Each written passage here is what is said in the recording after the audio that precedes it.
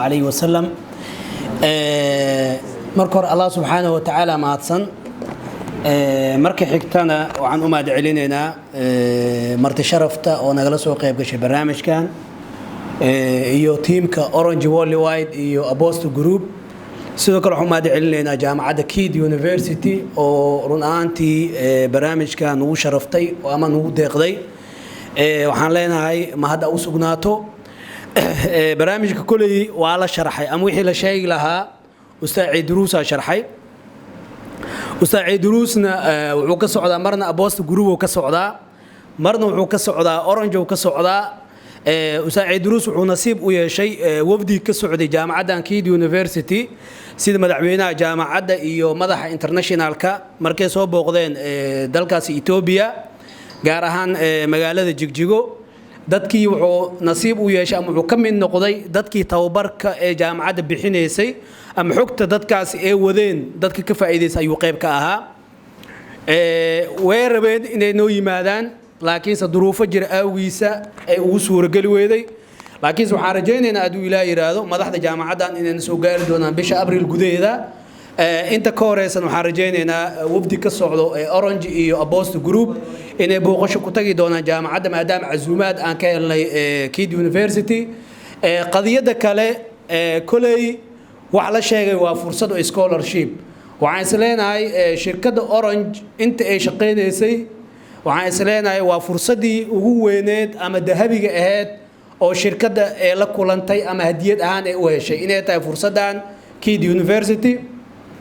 waayo ardada in badan weyna weydin jireen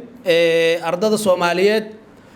inta jecel waxbarashada waayo hindi waxay ka mid tahay wadamada ugu tayada fiican xag waxbarashada loo tago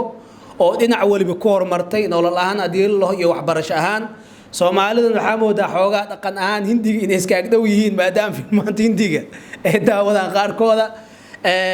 marka waxaan rajaynaynaa fursadda ee jaamacaddan soo bandhigtay oo asaatidada ay ka dhawaajiyeen waxyaalaha la yaab kale ama fursad ka muuqdo waxa kamid ah meesha ardayga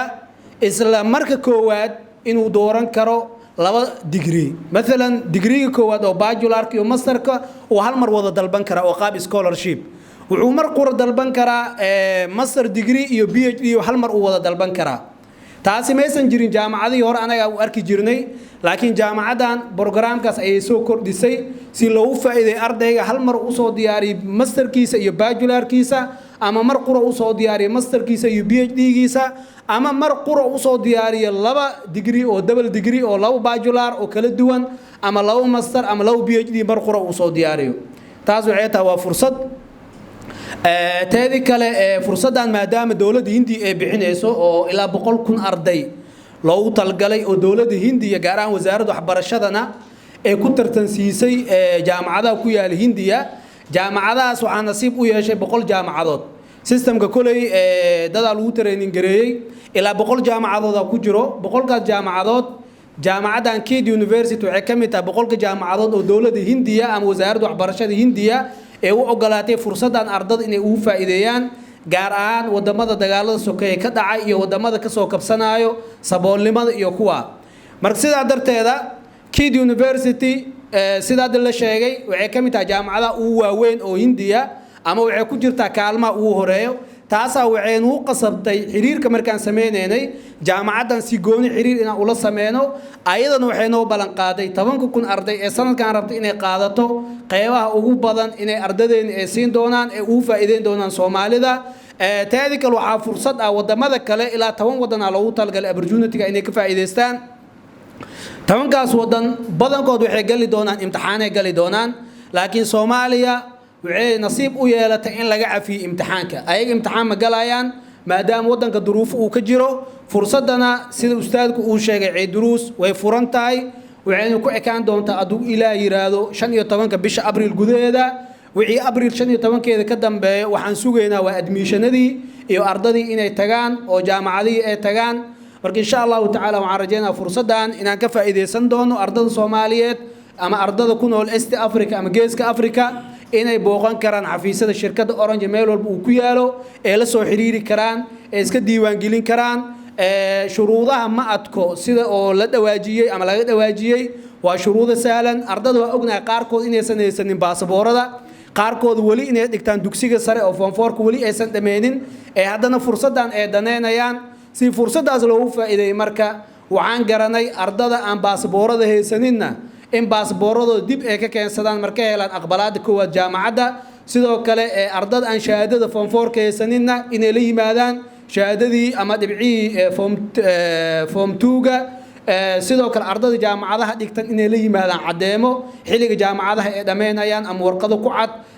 xilliga jaamacada dhameynayo dhibcii semesteradii hore marka taas waxay tahay waa fursad qof walba uu ka faa'iideysan karo kaliya qofka waxa ka xigto inuu yimaado xafiisyada Orange uu la soo xiriiro oo documenti uu la yimaado oo barnaamijka sida loogu xareeyo fursadaas uu ka faa'iideysto waa fursad opportunity aad u weyn ay isdhihi karno oo scholarship 5 sano 4 sano free ku bar cunadaadi waxbarashadaadi jiifkaadi caafimaadkaadi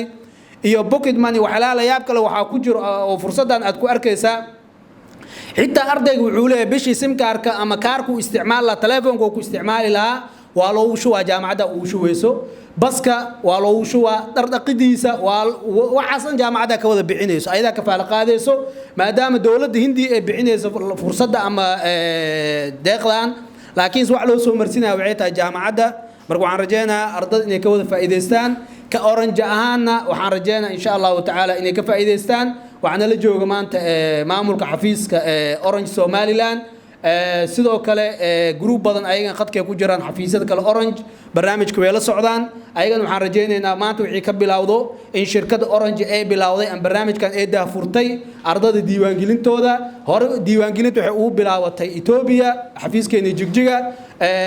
arday badan ilaa 300 arday fursadii loo ogolaaday alxamdulillah ardadii maanta waa la wada diiwaangeliyay waxaan rajeynaynaa ardada koonfurta iyo waqooyi iyo gobolada Soomaaliya qaybaheeda kala duwan iyo sidoo kale East Africa xafiisad aan ku leenahay sida Djibouti iyo Kenya iyo Uganda iyo Suudaan ayaga inay ka faa'iideystaan dadka dibadda jira oo kal fursadan danaynayo ayagana waxa u furan inay wakiil ay soo dirsadaan ama waalidkooda ama asxaabtooda si loo diiwaangeliyo hadii xafiiska ay soo gaari waayaan ama telefoonada xafiiska inay soo garaacaan وأنا ما سنتين والسلام عليكم ورحمة الله وبركاته. abka dahab plus iyo casriyeynta adeegyada shirkadda dahab shell dahab plus oo ku fududeynaya isla markaasina ku koobaya dhammaan baahiyaha adeeg ee e-dahab dahabbay iyo adeegyada shirkadda Somtel markasta iyo mar kastaba ku isticmaal applicationka dahab plus